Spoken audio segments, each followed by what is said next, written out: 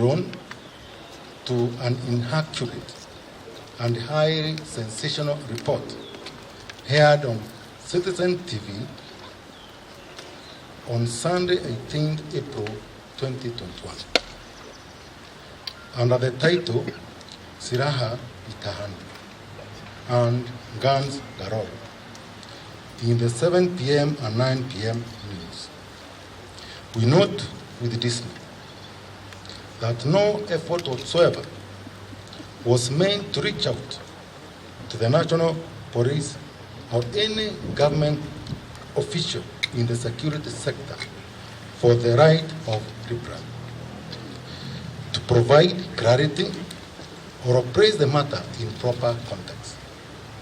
Even though the compilation of the report is said to have begun more than a year ago. The report alleged evidence itself a direct contradiction of well-known realities within the security sector and breached very sensitive security protocols. There was the need to have sought at least a response and verification from the government before hearing it. Instead, the Royal Media Group chose to fraternize with it and base its report entirely on the testimony of self-confessed criminals. The attempt to tarnish the entire service are contemptuous and undermine the efforts made by the over 100,000 police officers who work day and night to keep the country safe. We therefore protest and condemn in the strongest terms possible the belittling of our men and women offering selfish service. We would like to note that none of the guns here in our presence submitted yesterday by Royal Media Services belong to the National Police Service. We are going to demonstrate that so that if we are going to see the evidence, then the public can see between us and the people who went out there. Truly, we see the truth.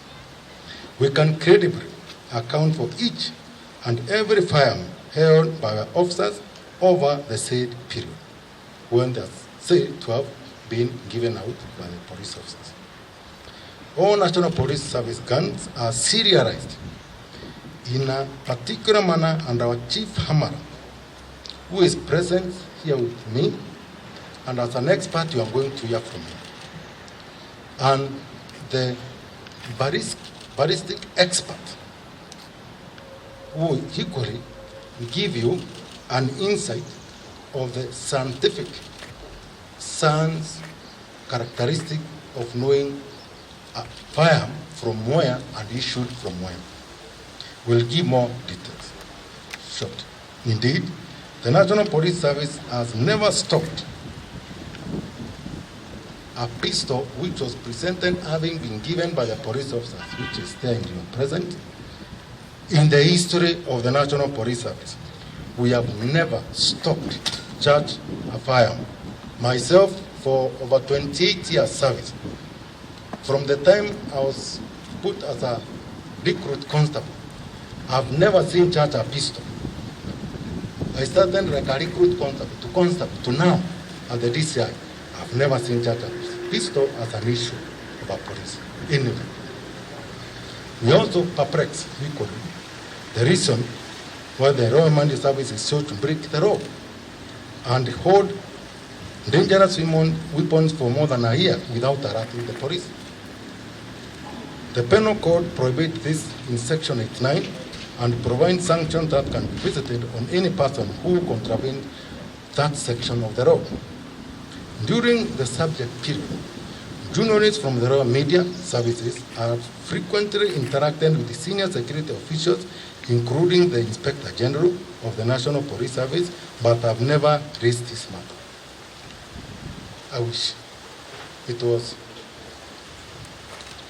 We have approached the Inspector General, we approached the DCI or any service commander or any police officer, and then we failed to cooperate with you. I wish, but then it was none. During the subject period, I'm saying, based on the code of conduct of journalistic and mass media, the report therefore failed basic test of journalistic ethics and standard, and was stranded in what seemed to be a deliberate, malicious attempt to discredit and humiliate the National Police Service. We can only conclude, therefore, that this is also aimed at creating public pandemonium over the management of the security sector. It was not only false, but injurious to the stability of the country.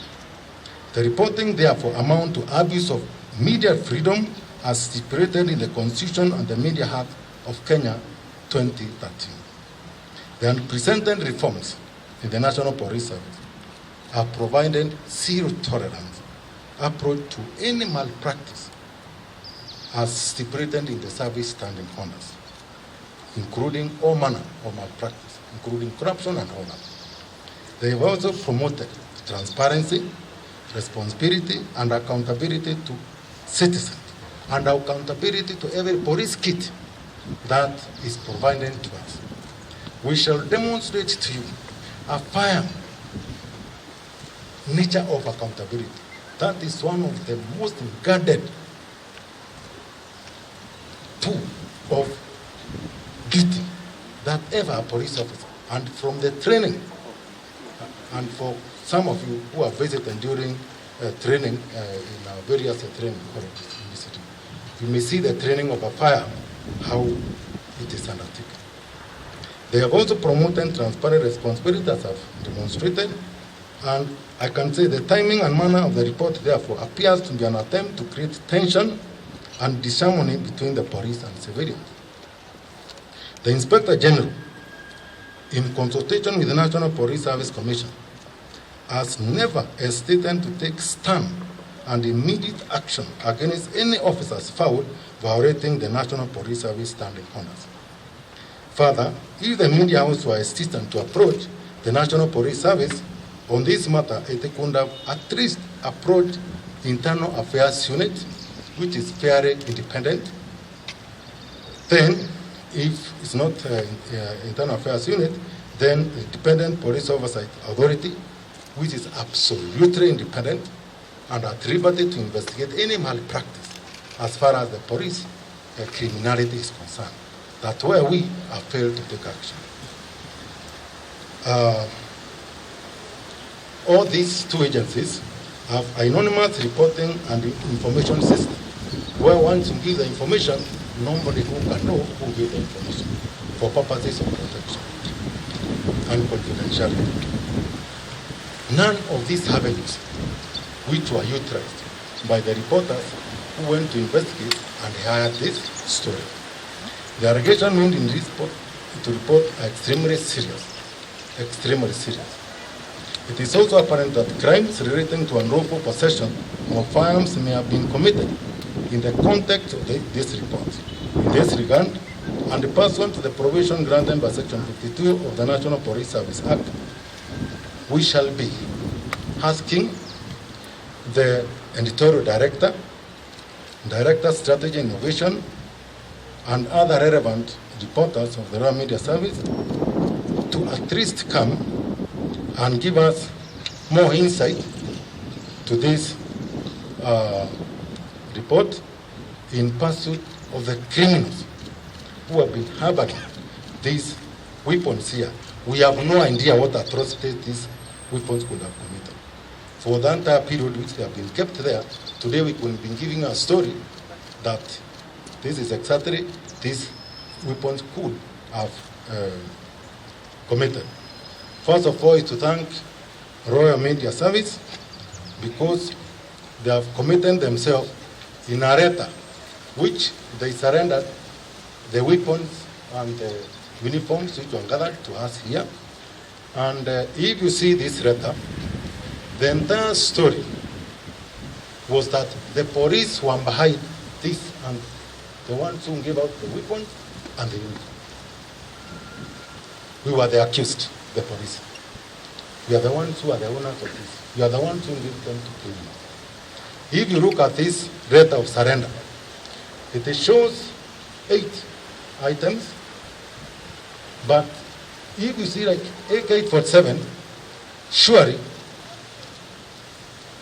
in all fairness, to say it's for a police firm, they could be having a police identification serial number, which they have confirmed belong to a police.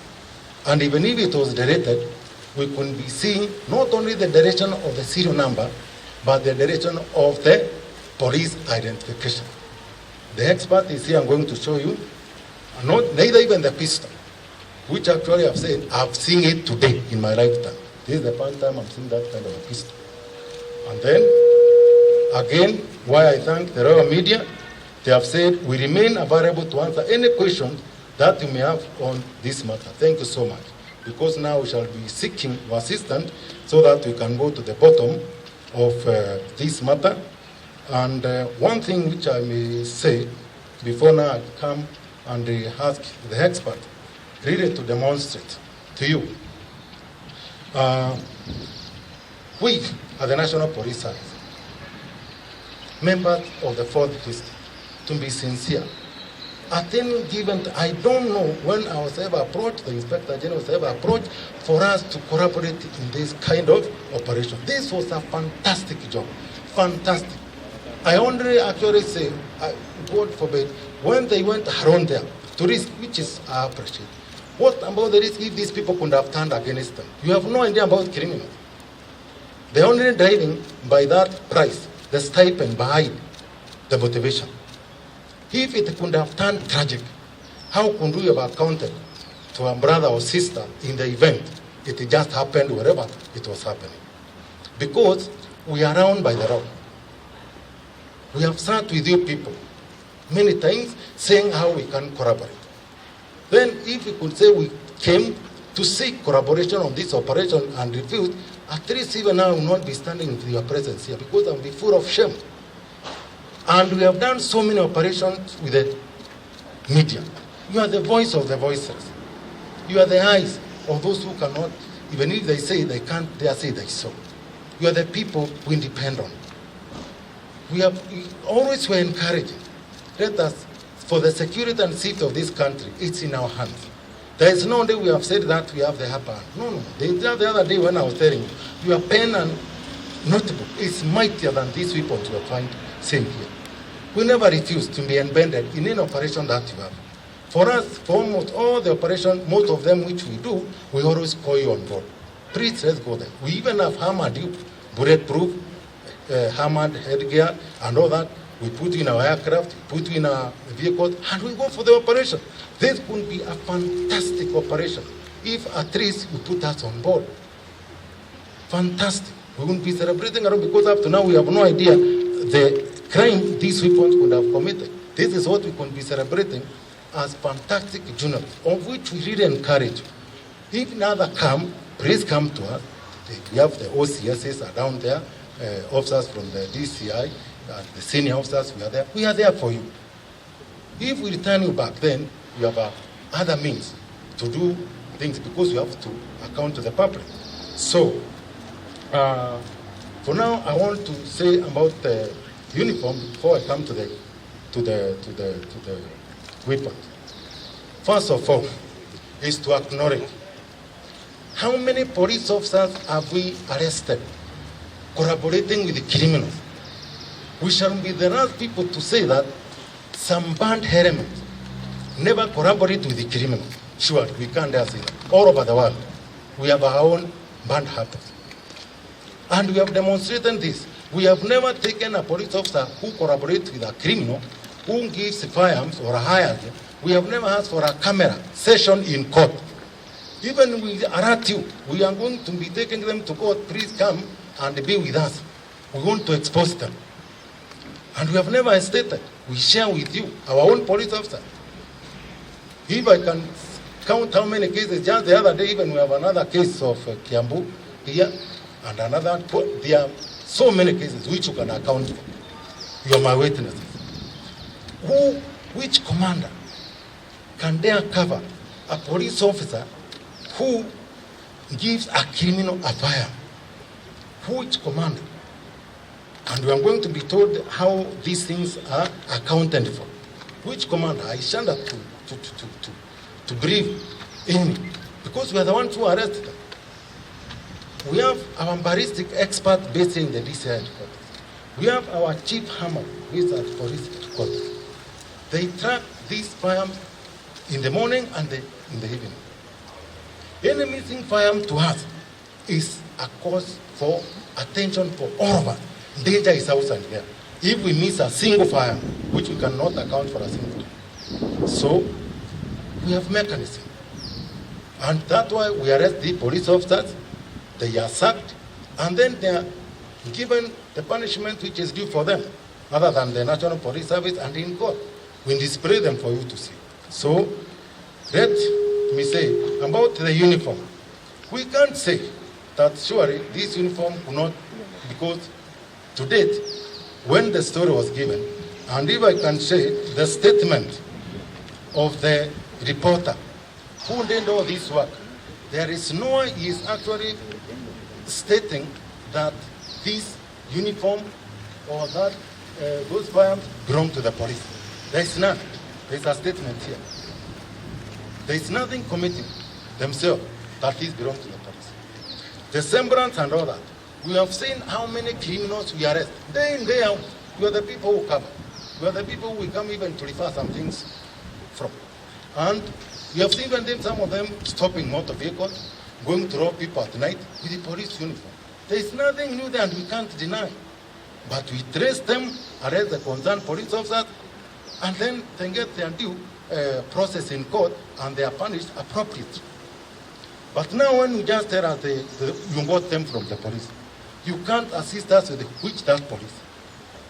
Because we need to punish that police.